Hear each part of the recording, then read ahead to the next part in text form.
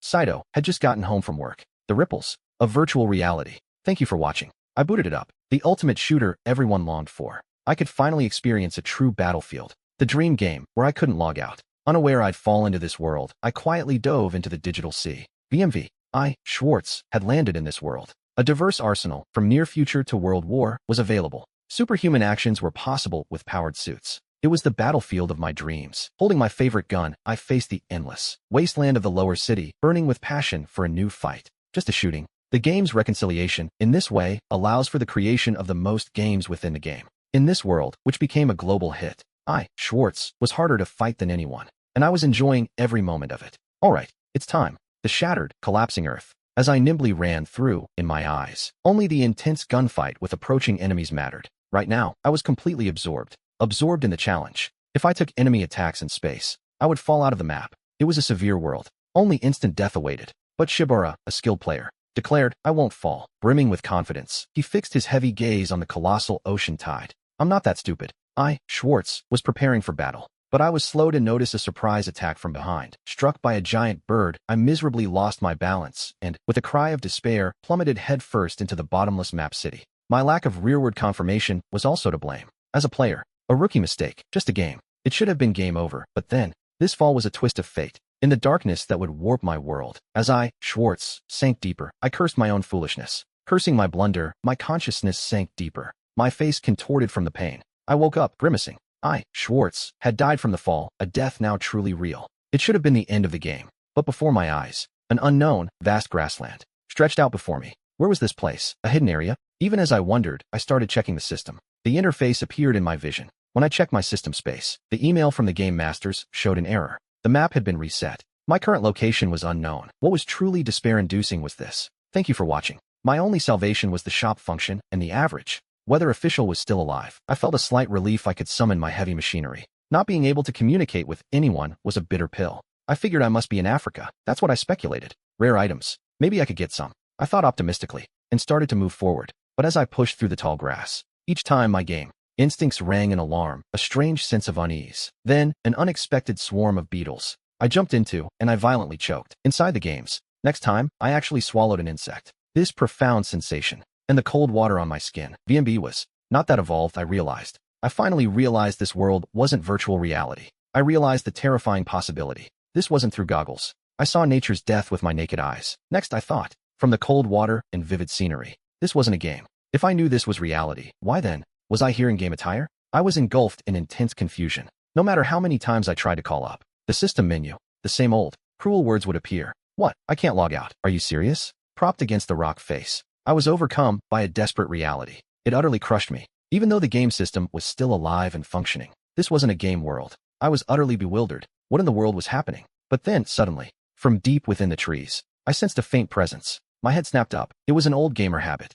I instinctively took cover. My eyes struggled to adjust. Then, a red marker lit up, peeking through the gaps in the trees. I saw a silhouette. Was it human? Or was it a player? I held my breath. I raised my gun to observe. Through my scope, I caught sight of something. It was a horde of goblins, burdened with sacks. Damn it. Enemies in VMB weren't like this. Had I fallen into a world of swords and magic? I was screaming in my head. A world of swords and magic. Heavy weapons in a world of swords and magic? What was I even doing here? The goblins disappeared into their rocky den as I watched them go. But I was just Schwartz. Should I consider these natives enemies? And where was my place to return? But then, I couldn't see them as allies either. Into the den, I peered inside. What jumped into my eyes was a pitiful sight, an unknown girl, cruelly bound and tossed at the goblin's feet, and in that instant, my entire demeanor shifted. Her face was streaked with tears of pure terror. I gripped my gun tightly. What kind of hell was this? This was me. The reason I came here. Was it to save this stranger? In this world, I finally found a clear purpose. The MP pulsing in my hand.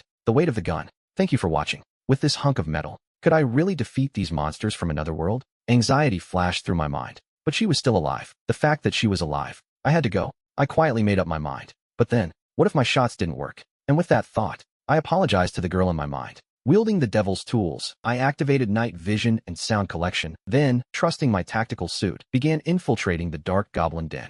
3 goblins up ahead. Deeper inside, I sensed more presences. If I suddenly opened fire. Now, I want to hear from people like Suwa. Next time, I'd only get exhausted. Lurking in the darkness, I took out my handgun. I quietly attached the suppressor. This was its moment. Deeper into the cave, What jumped into my eyes was an immense number of female corpses. They were tortured, with gruesome marks. I gasped. Damn it. A desperate urgency to save that woman, right now, drove me. If I left her like this, she'd become a tragic figure, like in an erotic doujinshi. A third, even worse scenario. The worst possible scenario formed in my mind. I would never allow this situation. Filled with rage, I raised my suppressed gun. With deadly precision. Even as it regenerated, the bullet I fired accurately struck the goblin's head, piercing right through. Not even a counterattack was allowed. A critical headshot. The corpse remained, a stark reminder this was reality. This wasn't a virtual game. In VMB, the most crucial element is crystal points, or CP for short. Crystals appear when I defeat enemies. I acquire these crystals. They're used to buy weapons and ammo or unseal damaged gear.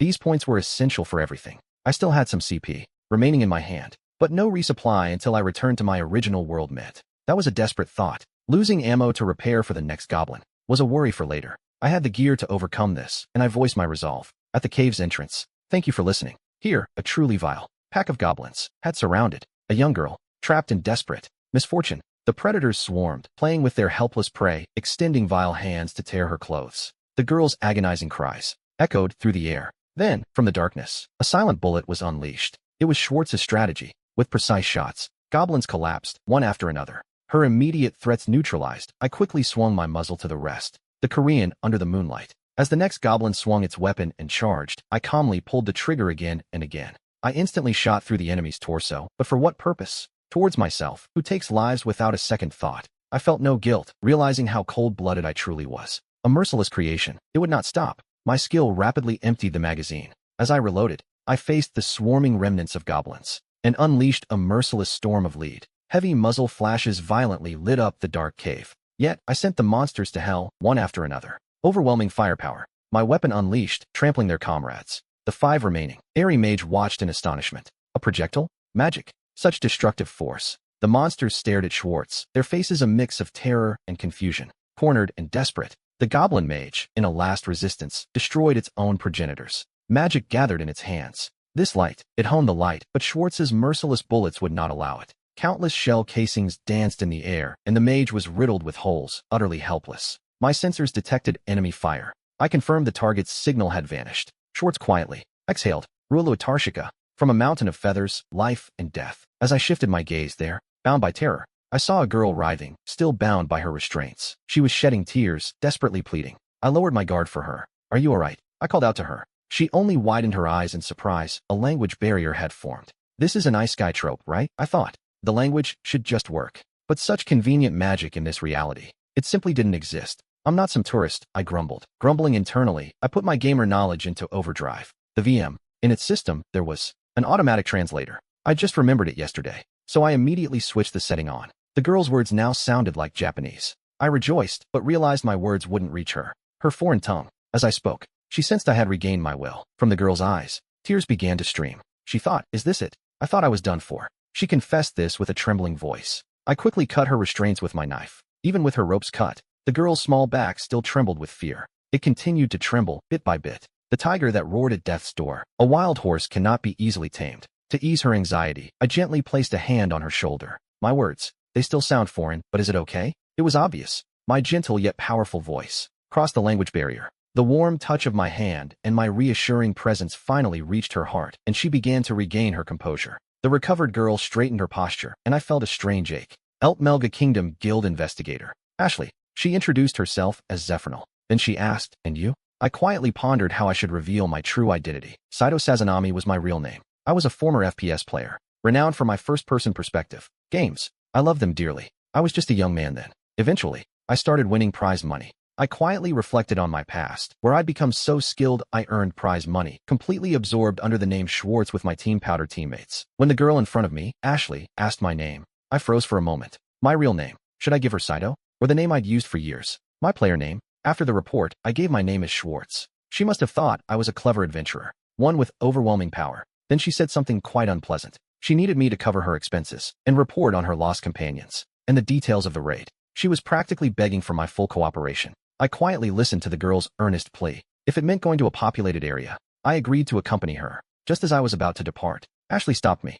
The goblin's magic stone. When she asked if I wasn't going to retrieve it, I gasped. A game's CP? I grumbled that the corpse was too dark to see. Ashley quietly began to chant a spell. she whispered, light. In the magic's glow, my eyes sparkled. Deep in the cave, the light revealed a magician's corpse and her stolen tool bag. My mission, retrieve the stolen tool bag and the embers. Ashley seemed to understand, but what she did next. In that moment, she drew a sharp knife and approached the corpse. As I watched her approach, I instinctively braced myself. What was this? I thought, if she's attacking me, I'll strengthen the clock world. She pointed the knife, but not at me, at the goblin. What happened next? A gruesome dissection. She calmly went about her work. To see such a lovely girl, what was I doing? I was intensely terrified, thinking, this person is scary, and involuntarily recoiled. Then she announced, I got the magic stone, a bloodstained stone, and proof of the kill. Ashley, smiling, held out the goblin's belt. She offered them to me. I took them from her. The game's crystal. I was deeply confused by the heavy reality of non-conversion. Ashley asked about the power that defeated the goblin.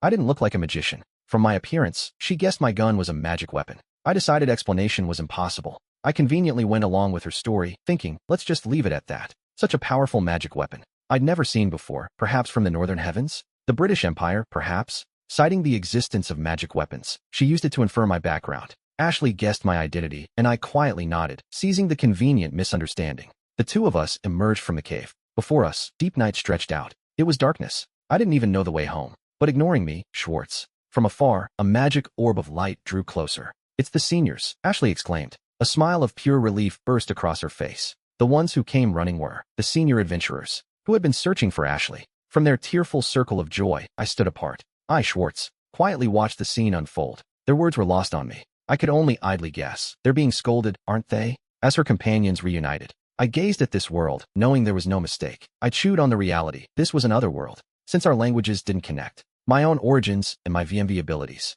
I had no idea how they would be perceived. I secretly resolved to keep my information disclosure to a minimum. Then, a truly dignified woman appeared. Thank you for watching. She stepped forward and began to report. She needed to create various reports, and she wanted us to accompany her to the village. I didn't understand the words she was demanding from Albalts. Even without understanding her words, from her dignified demeanor, it was clear she was in charge. After she spoke, things were set in motion. Before I could even comprehend, things rapidly progressed. The village was changing fast. I was guided by an official. I just stood there, rooted by the sounds. While listening to Ashley's report, a young boy, with a strange outfit, pointed at me, and I let out a small sigh. Ashley's expression was solemn. The victim's body showed countless, small, thorny wounds and black magical marks. They were the result of a weapon attack. She reported this was believed to be the cause. The others showed wariness towards this unknown power. For them, my existence was far too anomalous. It was shrouded in mystery. Nemi then turned to her companions. She asked for their opinions on the mysterious man. No words had been exchanged with him. Making contact with a local, an intelligence agent, was impossible. That was the prevailing view. Since entering the village, I had been observing my surroundings with curiosity. My curious behavior was also reported. The report was made, and the meeting began to take a strange turn. Every time I overtly looked around, this side of me, rather than being an asset, it's just sightseeing, one of the companions suggested. Perhaps he escaped the Empire's purge, a young master from a fallen noble family. This was an outlandish speculation. The person they discussed, me, understood nothing. Their misunderstandings only deepened. There seems to be no harm in leaving him alone. All right, Nemi will keep Schwartz under her control. The conclusion was to observe me for a while. Now, the one who defeated Japan. I was unaware of her decision. Ashley rushed over to where I stood, dumbfounded. She smiled, about to tell me the decisions. Ashley then asked, could you come with me to Junishita Shaharga? She said, but the ominous sound of Jushi. From that ominous sound, my mind went, no way. Prison? Am I being arrested? I fell into a massive panic, and knowing I was suspected, a cold sweat broke out. The carriage departed at Nemi's command. The journey to Andashita was to the upper site. When it touches your foot, it might hurt a little at first. She uttered these ominous words with a smile. What? My heart fell into intense panic again, until we reached the town. Nemi's suggestion was this. Ashley would give me this section, and teach me the next words. That's what was decided. I suddenly had an idea. My goggles. I activated their system, and if I looked at this world's text through them, my goggles translation function worked splendidly, translating the characters. It captioned them and acquired the language. If I kept accumulating them, eventually, conversation would be possible. Just as I found hope, thinking it was only a matter of time, my radar blared. The blaring made his face go rigid. It's a glass wolf, my comrade's shouts echoed. Ashley's. It wasn't visible to her eyes yet, but Ball's sensors had already detected the enemy's approach. There was no escape. We'll meet them head on. The carriage screeched to a halt, and we took battle positions. I got off the carriage. To an unbelievable sight, Ashley pulled something from a small pouch. From it, she produced a sword and shield, far larger than this. She pulled them out. Was it some kind of four-dimensional pouch? I was astonished by this fantasy trope.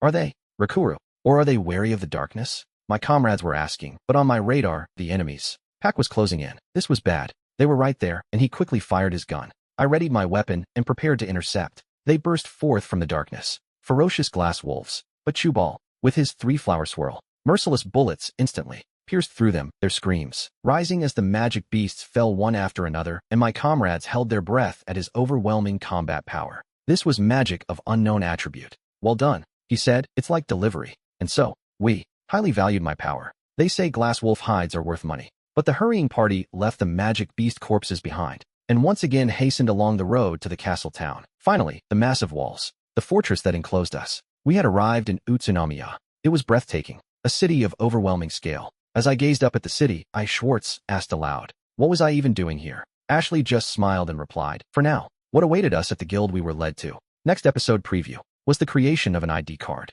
In this monarchical nation, an ID card was absolutely essential. I was told this, but for biometric registration, I was told to drip my blood into a crystal. I was severely flustered. Biometric data? Thank you for watching. Next, Shibata had his fingertip pricked, and this kid cried, it hurts. And the seasoned veteran, a sigh unbefitting a soldier escaped him. But the ID card I received, seeing the build card's contents, my eyes widened. The card didn't have my original name. Instead, it showed Schwartz, Powder, and the game's team name engraved. And for my weapons and magic cards, all restrictions were gone. My rank was the lowest. Gee, inside, I thought, am I some kind of idiot? My tax obligations. I was informed. They explained I could pay with quest rewards. I was fascinated by this game-like system. But a warning, thank you for watching, because I felt their scornful gaze as if I was just a recipient. Ashley, with a look of concern, invited me to a meal. The Bobley I had defeated. The golden proof. Thank you for watching. I was bought out. And a bonus point. I instantly ranked up from G to F. Fran, that fool. It was magnificent. Even as I surveyed the city, I took a firm step into this other world.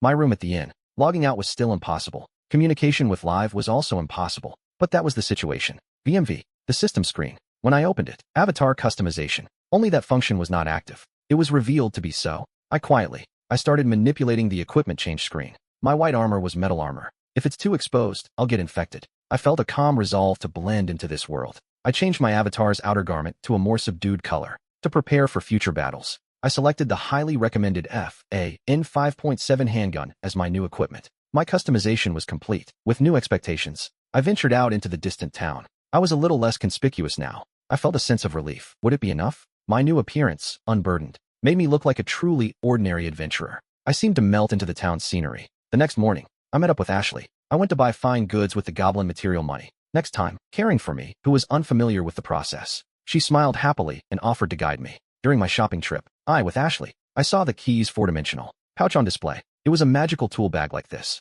and Ashley wanted one. But she looked at me, eyes wide with surprise, and asked an unbelievable question. If you pass magic through it, it will open, right? From the side, a nasty man, with a notoriously bad reputation, interjected, magic is harmful. You don't even know the year. Seeing my reaction, the man realized I had no magic power. Realizing I was a fool, he flashed a contemptuous, vile smile. Really a fool? The man's sneering laughter echoed through the shop. At his words, distinguishing incompetent beings without magic. Ashley, as if to protect me, pulled my hand. But the man wouldn't give up. He kept badgering Ashley. He told her to dump me and join his party instead. The despicable man and his cronies. His words were a vile deception. Ashley couldn't bear it. She snapped back. Schwartz-san is. I thought, thanks for the spectacle. He's plenty strong. She practically screamed. From that whole exchange, I quietly realized something. That fool was just another word for someone without magic. Her rebuttal enraged him. A man like him, for a woman of Maria, he'd force her to use her powers. He thought, I'll teach you. A lecture just for Schwartz. She spoke with an apologetic tone. Ashley replied, and he heard her. The moment the man heard it, his entire body swelled with a strange heat. It was physical enhancement magic. His body was pushed beyond its limits by this magic. A giant fist, further empowered, swung fiercely. It approached my face with tremendous force. In my original world, I had fought, or done anything like it. I had no knowledge of martial arts. I was just an FPS player. Ugh, I was cleaning. I thank you for watching. The magic-enhanced man unleashed a fierce, single blow. I dodged it with minimal movement, like a game's attack hitbox. Immediately after that, I struck the man's leg. A shock ran through him. Waltz calmly drew his weapon, a silenced handgun. The man's enhanced muscles. His leg was shot through, and he screamed, "What did you do?" I looked down at the screaming man and coldly asked, "An adventurer doesn't show their hand, do they? Your magic is drained, and your leg is shot through." An overwhelming power gap. I showed them, enraging them. His crew and hangers-on lunged. The moment they tried to attack. "What are you doing?" Dosei, the clockwork beauty, Police sirens echoed as the city's force appeared, and I instantly assessed the situation. Interrogations, troublesome problems. I would get dragged into. I hated getting involved with Carol. Was there a reason for that? This facility operates with impressive efficiency. I grabbed Athley's arm. I seized her. Let's escape, Athley. Surprised? I pulled her away from the guards. With 2 women at my back, the guards were in a frenzy. I dashed headlong into an alley. When the pursuers were at a good point, I had disappeared from their radar. I confirmed it. As I, Schwartz, did, Athley opened her mouth. Her expression was serious as she called, Schwartz. Just now, the adventurers were saying, they called you an idiot, and said they'd play their 3rd card. Next, there's something I want to tell you. She quietly began to explain the advantages of this world. Magic resides in everything here, but rarely, from birth. Fools devoid of magic are said to exist. They cannot use any magic tools, bearing a harsh fate. I explained to Athley where I had lived until now. I told her directly, I was not born in this world. Even without magic, I had lived without any inconvenience. I quietly revealed my circumstances. My family line never possessed magic. Thank you. So, living here should be no problem. I spoke with confidence. I added that I had the power to fight. I showed my resolve to survive this other world. I called my own power arms. I can live even without magic. I was explaining this to her. I wanted to reassure her. Athley had never heard of arms. She admitted. Athley, intrigued, reached out and asked, may I touch it? The moment her fingers brushed the gun, it was the system at work. The gun was stored away, leaving no trace. It vanished. Huh? She gasped. It vanished. She then revealed a secret. Such cases are extremely rare, found only in a few bloodlines. She praised it as a wintering skill, her own unique interpretation. When asked if I was of royal blood, I replied, I have no country or home to return to. Regarding those without magic, I've heard they struggle. But for you, Schwartzan, Athley smiled. Then you'll be fine, and offered me her help. I appreciated her concern. She told me she'd be waiting. But the harsh reality was this. A heavy problem weighed on my shoulders. I was all alone. To survive in this vast world, my lonely battle was about to begin again. In the castle city, I was gathering proof of my kills. It was a tedious task. This particular chore, it always felt. I sighed, thinking I'd never get used to it. Then my radar blared. Something was coming, and my gamer instincts screamed danger. A voice suddenly shouted, you there! Run, get out of here. It's a pure glass wolf. From a distance, a man was running, his face pale. A stranger was fleeing in terror. His scream echoed through the air. I looked towards the source of that shout. A cloud of dust was rising. I fixed my sharp gaze on the sinister presence. But then, my vision was suddenly filled. Something burst into it. A preview of what's to come. The major event unfolding. It wasn't a divine form. What was this thing? These things. They burst through the dust, and a grotesque monster suddenly appeared. I braced myself. I immediately took an interception stance. A giant bipedal dinosaur. A monster like this, a lizard monster. What did Star think? It peered out for a moment. The monster was closing in on ours. This was completely unexpected. Ours was caught in a training simulation. I pushed my tactical suits. 3 mobility functions to their limit. I maxed them out and initiated evasive maneuvers. With terrifying speed, the gigantic, grotesque monster lunged. Its agility surpassed even my powered suit's mobility. I was astonished. Is it faster than my suit? But I was no ordinary player. I calmly aimed my heavy weapon towards the beast's massive body. Without mercy, I unleashed a second volley of counterattack bullets. The monster's fangs were closing in, a moment of absolute peril. I activated the short-duration shield equipped in my VMBMB. I activated CBS. Thank you for watching. My square light barrier took the beast's powerful blow. I pulled back, drawing the enemy's attack. It was a counter. I immediately took a stance to strike back. The shield's energy was about to run out. I unleashed countless bullets. This would be overkill, I thought as I kept the trigger pulled. But the monster didn't fall. Next time, on VMV, I was terrified again by the demon beast's abnormal vitality. I remembered this one. It lunged at me again. Against the giant ABO, I launched myself high into the air. I prepared to unleash 2 bullets. My aim was flawless from the air. A massive burst of full auto fire ruthlessly tore into the monster. The dark forest echoed with intense gunfire. The air resounded and debris flew. As its body flew, the monster let out a death shriek of gee, finally sinking its giant form to the ground. I confirmed the area had fallen completely silent. I let out a sigh of relief. The monster that wielded magic so casually, its very existence still astonished me. The merchant who had been fleeing rushed over. The worried man asked, "Are you okay?" And I assured him I was safe. Next time, on VMV. The cast is incredible, isn't it? Witness Marta exclaimed in awe. Meanwhile, my operation was expertly handled. I took out my knife. I extracted the magic stone. As I stared at the non-elemental magic stone, I pondered the nature of mages. Because I only collect magic stones. The merchant looked at me, astonished. He said, surprised, "There's nothing to waste." I told him my inventory was full. He said, "You helped me." He offered to buy the entire monster as thanks. He then introduced himself as Marta, a merchant from the capital. I introduced myself as Schwartz, the adventurer. The young man. Marta possessed his own magic tool. He collected the monster's corpse into a bag. His base was located in Saito Shihara. He would appraise it at his own shop. He proposed this arrangement. I quietly declined his invitation, saying I still had things to do. After seeing him off, I pulled out my four-dimensional item bag. I lamented my own lack of tools. Then, I opened the VMV system screen and grimaced at the unexpected ammo consumption. I saw my CP wouldn't last at this rate, facing serious resource depletion. Even if I defeated enemies, CP was not recovered. That was the harsh reality. To save ammunition, I considered close-quarters combat with a knife or machete. I considered such combat, but it was too risky. If I died suddenly, I'd immediately reject it, but in the despair of my dwindling CP, I stared at the menu and noticed an item. The non-elemental magic stone I held was now inside the system. I touched the interface. That was the moment. Go. With an electronic sound, this clear. Star points will be converted. Do you wish to convert? A window easily popped up. An unexpected message appeared. My alias, Schwartz, was written in the text. I opened my eyes wide in surprise. This otherworld magic stone. The system recognized this item. Could it really be converted? With trembling fingers, I pressed the approval button. Then the magic stone was drawn in, vanishing into countless particles. It was converted into 30 CP. The resource problem, on the verge of collapse. I found a solution and let out a cry of joy. But my joy was short-lived. Just one magazine. My ammunition count. At this rate of fire and usage, weighing my ammo consumption, this alone meant a clear deficit. Reality wasn't as sweet as a game. I sighed deeply, gazing at the distant castle city. This magic stone, in this other world, was essentially fossil fuel. It was electricity. It was gas. It powered people's lives. It was the source of all infrastructure. Streetlights glowed with magic stones. Ovens baked bread with them, and they were sold in stores. But the magic stones displayed in stores. When I saw the piles of them, I screamed at their exorbitant price. With my current funds, it was impossible. They were completely out of my reach. I dropped my shoulders in despair. I entered Martha's shop, as promised, and heard, "Welcome, Schwartz-sama." Inside, Martha greeted me respectfully. Next time, on VMV, a request for proof of this token. The fangs of a Diamond Agra's wolf were presented. Martha, seeing this, adjusted her monocle. Martha's eyes widened. She knew a lone survivor of such a beast was exceptional. She exclaimed, "Well done, as expected." To Martha, I just said, "It was just luck, really." I laughed it off, humbly.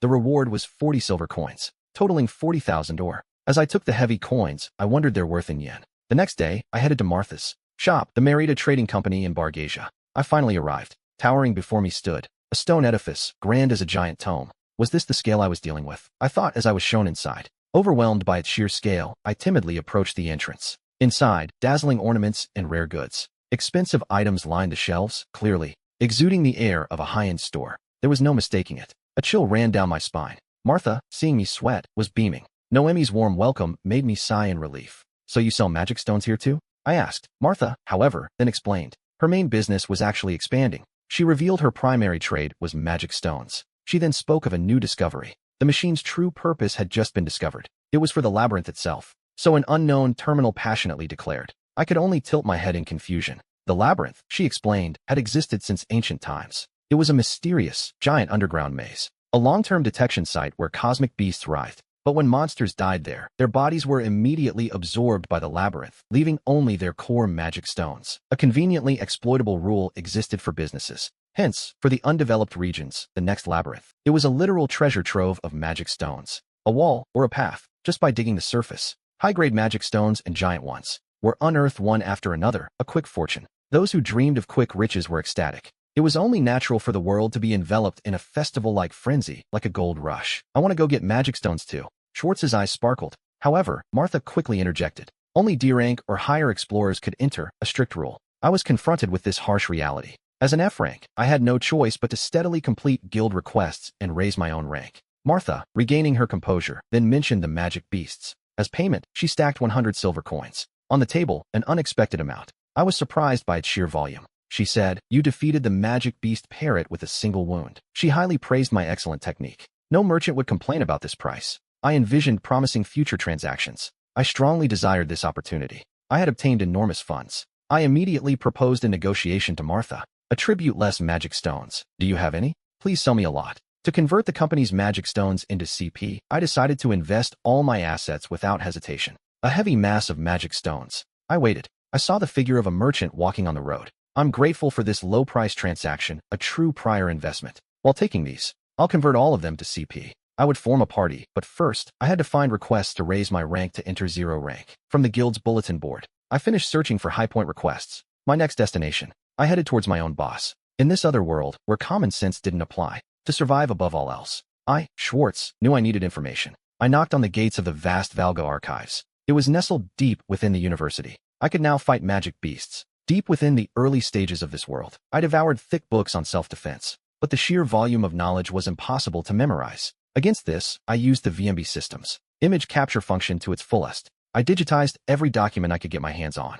As I did so, I stumbled upon a description. It was about explorers. According to the ancient texts, an explorer referred to a specialist, a true master of the underground labyrinths. In the past, I was her profession. Yes, her profession. Recklessly, adventurers challenged the labyrinths and lost their lives because there was no end to such adventurers. Thank you for watching. The existence of I, Schwartz, knew that weaklings in the labyrinths, if they survived, their lives would be lost for good. I couldn't afford to limit my information. I understood that if I delved into the labyrinth, magic stones would naturally gather, so I decided to become an explorer. I relentlessly practiced horseback riding at the treatment facility. As a result of gathering these laws, a cruel truth then came to light. In this world, there are humans with myths and legends. This data, however, was completely missing any mention of otherworld transfer. No, I couldn't find any literature at all about humans who came to this world in the past, other than myself. I scoured every single document about how I fell into this world, the cause of it, or a method to return to my original world, remained completely unknown.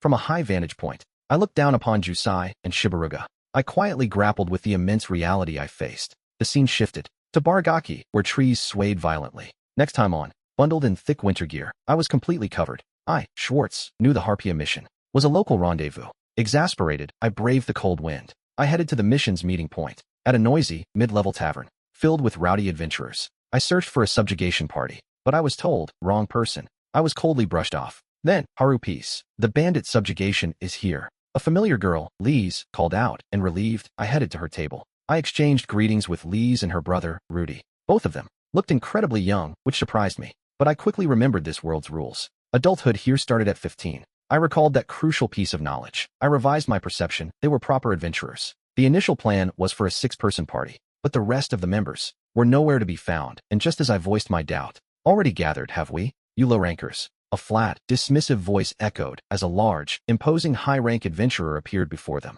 He introduced himself as Kinjo, a B-rank adventurer. He then introduced his companions, Kyuki and Boy, following the Tank brothers. I, Schwartz, declared my rank, F rank. The moment I honestly stated it, Lise's expression twisted from surprise to furious anger. The entire party. What would happen next? A true beginner was in this serious party. It was as if I had no business being there, and I knew it to be true. I, Schwartz, remained completely unfazed by the fierce shouts, calmly declaring, there are no problems regarding the battle. He's just a complete amateur with no expedition experience anyway. Kinjo spat out a dismissive remark. He treated me like nothing but a burden. He invoked the sacred name of Bukyu and commanded his brothers. The high ranker yelled, watch the end, and had already become the leader. In this world, that was the custom, and the lower-ranked members had no choice but to obey. I thought to myself, at Alpia's command, Alpia led the way. We set off, and from that point on, at the very front, I, Schwartz, walked. Danger was all around, but I felt no need for caution. Thank you for watching. I gazed at the backs of other adventurers. Quietly, I resolved to learn how to survive in this new world. As we ventured deeper into the mountains, the atmosphere grew grim. Stop, Ginger commanded. He brought our party to a halt. As both scanned our surroundings, a chilling silence had fallen. The forest's eerie aura returned, a premonition of what was to come. A gruesome sight hung heavy in the air. Where they stood, their eyes fell upon a corpse. It had been torn apart by a harpy. Only the internal organs were consumed. The tougher parts were discarded. This was the monster's vile habit. I, Schwartz, stood frozen, speechless at nature's raw cruelty and the gruesome carnage before me. The monster's gruesome command. As the plot thickened, our party descended. We buried the corpse and prepared for camp in the tense air. I was asked to start the bonfire. I, Schwartz, couldn't use magic, so I acted in secret. I extracted gunpowder from a bullet. My method was physical ignition. I was about to attempt it. This unusual sight demanded attention. Reese noticed, her expression suspicious. She turned her suspicious gaze on me. She quietly watched my preparations to start a fire with modern weapons. What are you doing? Where's the magic? This will light it instantly, I replied. Reese and I stood there. I, Schwartz, answered calmly. Because I'm an idiot, I said. Reese gasped. Magic exists. In a world where magic was commonplace, such a thing was unheard of. My idiot's confession was simply too shocking. Reese understood the situation. She warned me not to speak of my idiocy, not to speak of it to others. She told me to reduce my risks. If I didn't want to die, I, Schwartz, wondered, what did this mean for me in this world? I quietly grasped the harsh reality of my new position. I was a mere support, with no one to team up with. Even without magic, I still had my skills, right? But I, Schwartz, Couldn't even manage to start a fire. I had to acknowledge my current situation. Yet, despite Reese's worry, my eyes held a certain confidence. I believed in my own unique power. With a practiced hand, a veteran adventurer split the firewood. He even shared some with me. They said they made too much rabbit stew. Even this soup was something these people from another world could eat. In the biting cold, I felt the stillness of pay it forward. I, Schwartz, felt the kindness I received permeate my heart like warm steam. The kindness I received could connect to someone else. Such bonds existed even in this world. I, Schwartz, felt a quiet sense of profound emotion. Yes, it was offered to me. The warmth in the cold air of the snowy mountains. That soup gave me exceptional deliciousness and peace. As I drank the pork soup, I, Schwartz, with the title of adventurer, pondered the requests of those who consider their calling, those who make the world turn. We live to live. Are we a precious existence that connects the circle of life? Perhaps in this other world. I was deeply filled by the small warmth I found. But then, my peaceful time wouldn't last. The ghost of Ginger, our former leader, saw to that. The mission split us into east and west. We were divided to deal with the Harpias. We were told, you're going west. I, Schwartz, and my team received our orders. My ranked team stepped back into the cold, snowy mountains. The reward was based on the number of Harpias, on how many we took down. And on top of that, if danger struck, a light flare would be fired, and we'd be pulled out. I was paid in 200 installments. I, Schwartz, understood and exasperated. I explored the western forest to find it before those useless guys. The shaded side of this frigid land. I walked through that harsh environment. The Harpias' forms appeared on my sensor, but my sensor showed no reaction at all. They shouldn't be in a place like this. At Rudy's words, I realized the veterans had pushed us into the worst conditions. Then, in the distant sky, Pewdie unleashed a magic spell. A light shot up into the air, but it wasn't a distress signal. It was a miracle of a missed attack. Something had evaded her high-speed magic. It was engaged in combat with something else. I, Schwartz, and my team sensed the same situation. We hurried towards the shrine. As we neared the scene, an eerie, unsettling sound began. It was a singing voice that echoed through the snowy mountains. What was this singing? Through the gaps in the trees, I saw a gruesome battlefield. There, a monstrous, grotesque creature awaited us, nothing like the Harpias we expected. A superior Harpia. P.Y. Cantado. Lisa's face contorted in fear. My radar. Next episode preview. The points were blinking, filling the screen. What an overwhelming number. What was a simple hunt had transformed into the worst trap. This isn't what I expected. An even higher species were here. Desperate screams echoed from the shrine. The flock of Harpias filled the sky, not only with their sharp claws, but also with fearsome magical power. They wielded their power, unilaterally trampling the adventurers. The Harpies, the Cantado unleashed powerful winds. Their magic was highly effective. Thank you for watching. They attacked the shrines. Next episode preview. It couldn't be prevented. The crisis of my comrades. I witnessed firsthand. Schwartz. They were stirring up chaos, rushing to claim their spoils. And I ran. Storm wind magic. Thank you for watching. The shrines were bleeding. Gartz instantly aimed his gun, taking in the damage before his eyes. I could see the realistic scene. I analyzed this calmly. This was magic. What could I do? No, there was no other choice. He confronted the mighty power of another world with modern heavy weaponry. A giant tornado. As it closed in, Rudy's. Next episode preview. Next episode preview. A wall of water perfectly blocked the storm. The target was there. Even then, the young brothers showed their true power. They had proven it. Schwartz was a handful. I eliminated the Harpy in front, guided by Rudy's precise orders. Next. Understood. I acknowledged and responded instantly. Schwartz and Rudy themselves were ready. They risked their lives to cross the shrine. They headed to rescue the family in a desperate situation. A beacon of counterattack was raised. Schwartz fired a shot. The bullet struck the Harpy dancing in the sky. Counter-targeting. I accurately hit it. Invisible, thanks to the weapons. Invisible, thanks to the weapons. The Harpy cried out in shock at my attack, flailing wildly in the sky. Its life was forfeit. At the gunfire that neutralized enemy after enemy. Rudy marveled, amazing. The injured tried to reach the arranger, but as expected, the veteran adventurer's face was grim. He worried about further danger, thinking, no cover, this is bad. Inside the cover, the strategy was clear. I heard the words echoing from within that space. Aiming from inside. We had to avoid a mutual kill. There was no other way. Ayler's shrine was the defender, but it pressured the boy. A large shield, held by a giant. This warrior simply said, go ahead, and quietly urged his comrades to retreat. I am here, for your great secret. Thank you for watching. Boy's tragic case. Finally, people, the animages heard cries of shock. Involuntarily, facing an overwhelming number of monsters, he had resolved to use his life as a shield for his comrades. Chubaritsu noticed something was off. Compared to the other two, Boyga's received hits were far too many. He had used a skill. To Rudy, despair in his voice. It was a skill that, in prayer, would draw all attacks onto oneself to shield the protected. A foolish last wall. A final barrier. A skill like that. From a game. Self-sacrifice. A system from another world forcing its way in. I, Schwartz, was shocked by this protagonist-like act. A chill ran down my spine. Boy's body was all too real. He was taking the full brunt of enemy attacks, one after another. The giant warrior didn't budge an inch. He wouldn't retreat, not to let his comrades escape. From this moment, he would face it all. The rushing magic and brute force. He took on with his single body. His blood stained the snow red, yet his great shield never wavered. Damn it! Quickly sweep away those damn birds. Ephron, to Sarah? My face went stark white. My comrade's desperate struggle. His ultimate sacrifice. But Ginger only roared in fury. Waltz was given an absurd order, and she faced it. She felt a surge of indignation. You bastards. The blood-soaked giant, boy, was wearing down his own life. He pushed towards the flying threats. He kept moving. He did. He became Kama's shield. I looked back. He took the reigning magic and brute force. His form was tragic, yet so noble. I was the one forcing this. Under these circumstances, Ginger, I needed to get ready. First, I had to reclaim my love. I would fly through the city temple. Understood. I replied curtly, gripping my weapon. I started making cold calculations for the rescue. Scatter. Magic is raining down. The shrine's deep roar echoed. The party deployed as one. The formation shattered. From the sky, a merciless magical bombardment rained down from the harpies. The battlefield plunged into an even deeper vortex of chaos. They wouldn't let their prey escape. From high above, the harpies. Cantered was hit by a kiss. A grating, metallic shriek. They let out a shriek and dive-bombed. They went for their prey. To finish them off completely, the aerial predators brandished their sharp claws and magic. Against the approaching torment. Against the encroaching shadows. I stood in the snow, treading firmly. My stance was unwavering. Thank you for watching. And in my eyes, there was neither fear nor panic. Coldly, for my prey.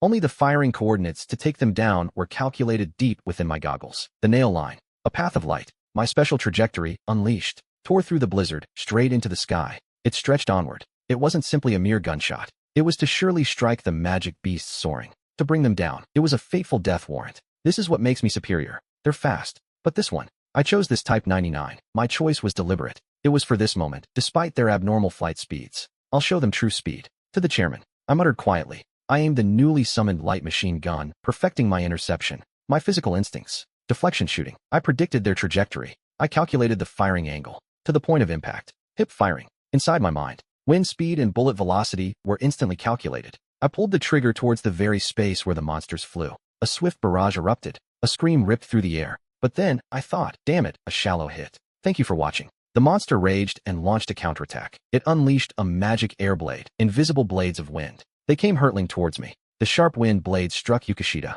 As they gouged deep, I wondered if that was a skill too. I truly felt the threat. Just then, the shrine maiden appeared. Sa walked forward. She said, well done, rookie. She arrogantly commanded, shoot down the rest, and I inwardly clicked my tongue at being used so conveniently. I stood up before Boy's corpse. The shrine maiden stood frozen. Sorry, I muttered briefly. I reached out my hand to my comrade's body. In this brutal fight for survival, I had no time to mourn my comrade's death. My time was far too short. As a keepsake, I'll take this with me. Next, a Jar's voice. At that moment, I took my sword. In that instant, I cut through the interference. Thank you for watching. A pained warning from a comrade echoed across the snowy field as I pointed the muzzle of my light machine gun towards the sky. I fired relentlessly. I kept pulling the trigger. Damn it, I thought sharply. He cursed his death, lamenting there was nothing left. Around me, endless flocks of seabirds swirled. The path of light, Schwartz. The glory I emitted. Reese matched the trajectory of 3 with her aqua ball and magic. Next, I unleashed a follow-up attack. Our synchronized efforts. Our tricky combo attack landed perfectly, and a small ray of hope pierced the battlefield.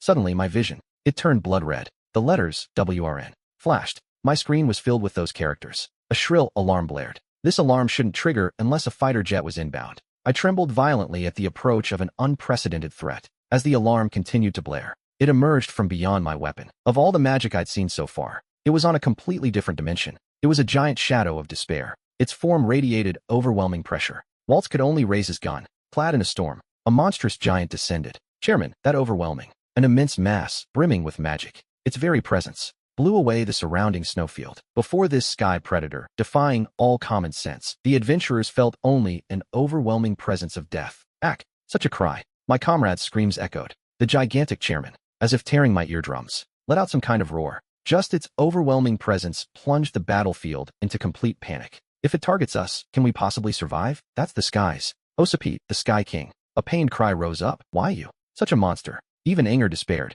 It devoured the entire flock of Alpia. The next predator's appearance made everyone tremble. The king of the sky turned to those fleeing in panic. It unleashed a merciless attack. A devastating I-beam fired. This can't be happening. Please, it was a heather bomb from the sky. A rain of explosive feathers poured down, completely cutting off our escape. Merciless explosions erupted. The adventurers desperately tried to flee the attack. The projectiles rained down. These feathers were like modern machine gun fire. Thank you for watching. Thank you for watching. The despair-inducing destructive power that turned the ground into a sea of fire. Before it, I could only glare at the sight. Putty-san. Inside Japan. Then Lisa's pain cry rang out. Her cry echoed. My panicked allies were mercilessly showered upon me. Good night. The girl, to that madman, fell, and the silver world began to stain with the color of destruction. Damn it. I pushed myself beyond my limits. I'm making my stand on this ground. Thank you for watching. Even with the mobility of my suit, the king who dominated the skies unleashed an overwhelming barrage that I couldn't escape. If this continued, we'd be wiped out. A desperate thought spurred my heart and shook me to the core. Should I shoot its legs with a heavy weapon and take it out? But if that giant body fell from such an abnormal height, it would crush my allies along with it. How could I possibly break through this? Despair inside my mind? Countless tactics appeared and vanished, without even giving me time to think. Occupant's merciless assault continued without end. This was the end, the embodiment of despair, simply trampled us like insects, crushing our defenses completely. There was no escape. In this white hell, my allies faced true terror. They could only tremble. The unexpected number of enemies, and conditions that defied all logic. This was no longer a game, no matter what kind. Even if something felt deeply wrong, I had to face it and deal with it, or I would simply die. I, Schwartz, bit down on the cold terror of reality, forging my heart into steel. Even if the enemy's power far surpassed our own, they were an absolute predator. Even if they were an absolute predator, fleeing was never an option for me. I would kill them. I absolutely had to kill them. My extreme terror eventually boiled into a raging fury. It transformed into pure murderous intent.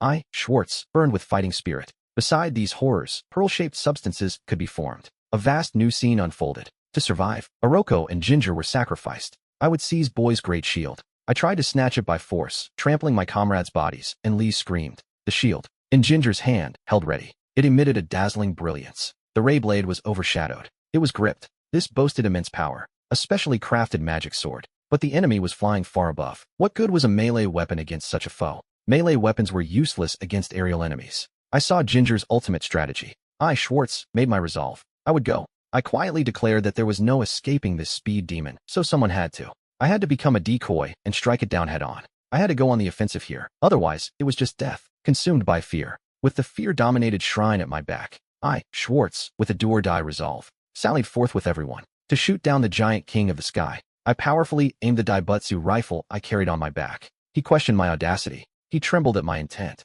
I faced Michael and Ginger. He declared, it's impossible alone. Against the emboss. I replied calmly. Then it suddenly shifted from diving to hovering. In that instant, my aim was set. In that tiny window, I had to stop. The monster's next move. Here it comes, Okiyapete, the gigantic, unfurling its massive wings. The end. It aimed for us with a furious, immediate dive this time. It bore down on us. Thank you for that. That was exactly what I had been waiting for. A clear sniping chance. My scope locked onto its core. Dead center, just before I shook the snowy mountain. Ginger, just aim. I sharply shouted. I made myself a decoy, drawing the Sky King's full attention. Under that immense pressure, I pulled the trigger without a single tremor. The Daibutsu rifle roared. A single shot. It found its mark. Okiyapete's vital spot. Its newly exposed core. I mercilessly shattered it. Its body, famed for absolute defense, exploded. The Sky King's massive form reeled in agony. This was it. The monster was defenseless in midair. The modern Hellenic power I had mastered. What came next? A world-shattering destructive power. It would bring the arrogant Sky King to the ground. This fierce battle on the Arctic snowy mountain was just about to reach its climax. Thank you for watching.